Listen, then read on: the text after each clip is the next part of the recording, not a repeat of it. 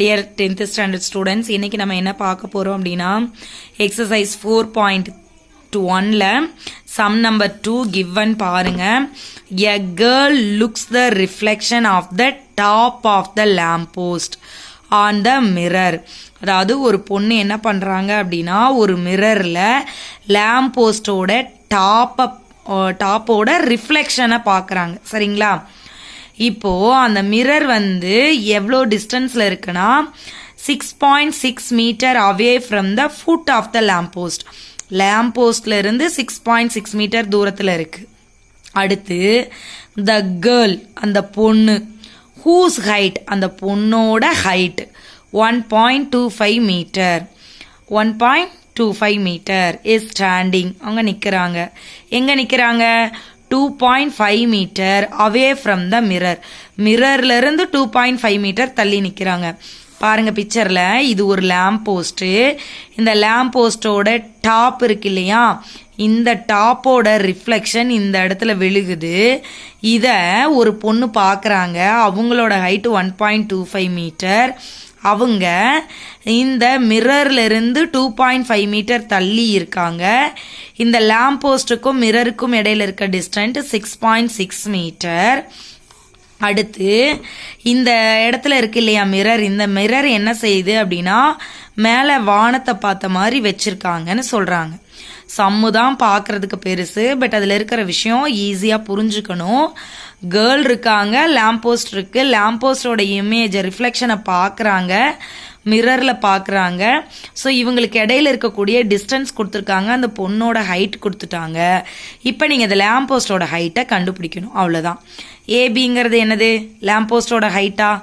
இடிங்கிறது அந்த பொண்ணோட ஹைட்டா? இந்த டிசிங்கிறது அந்த பொண்ணுக்கும் இதுக்கு இடையில இருக்க டிஸ்டன்ஸா?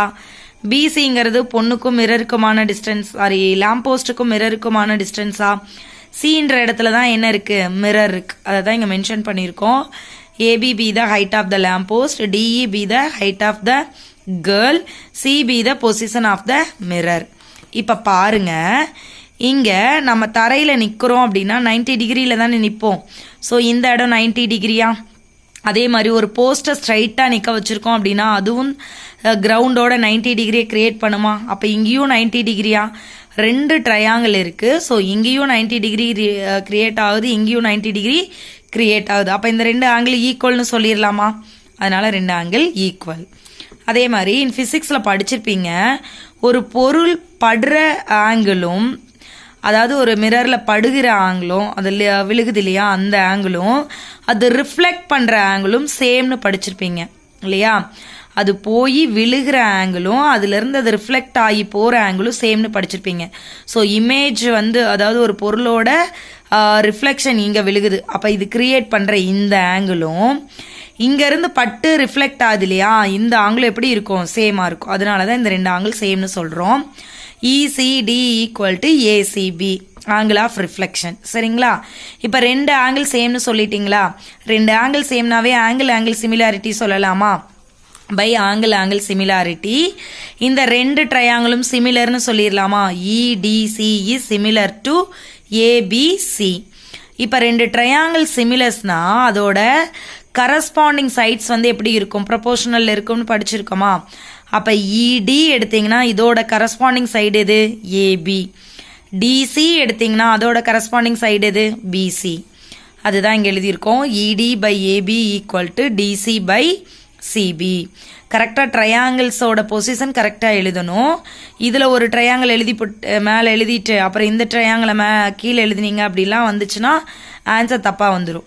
ஸோ இந்த ட்ரையாங்கிள் எடுக்கிறீங்க, இந்த ட்ரையாங்கிளோட ரேஷியோல சைடை தான் மேலே எழுத போறீங்க அப்படின்னா எங்கெல்லாம் ரேஷியோ போடுறீங்களோ அப்போ இந்த ட்ரையாங்கிள்ஸோட சைட்ஸ் தான் மேலே இருக்கணும். இது டினாமினேட்டர்ல இருக்க மாதிரி பார்த்துக்கோங்க. இல்லை நான் இதை நியூமரேட்டர்ல எடுக்கிறேன் அப்படின்னா இதை நியூமரேட்டர்ல எடுத்துக்கோங்க. இதை டினாமினேட்டர்ல வைக்கிறீங்கன்னா எல்லாத்துலேயுமே இப்போ பாருங்க, இங்க ED பை AB போட்டிருக்கேன். சப்போஸ் இங்க CB பை DC போட்டேன்னா ஆன்சர் வராது. அதனால கரெக்டா பார்த்து எடுத்துக்கோங்க. அடுத்து EDயோட லென்த் எவ்வளவு? 1.25. அடுத்து AB தெரியாதா? Xஆ. நெக்ஸ்ட் DC பாருங்க 2.5.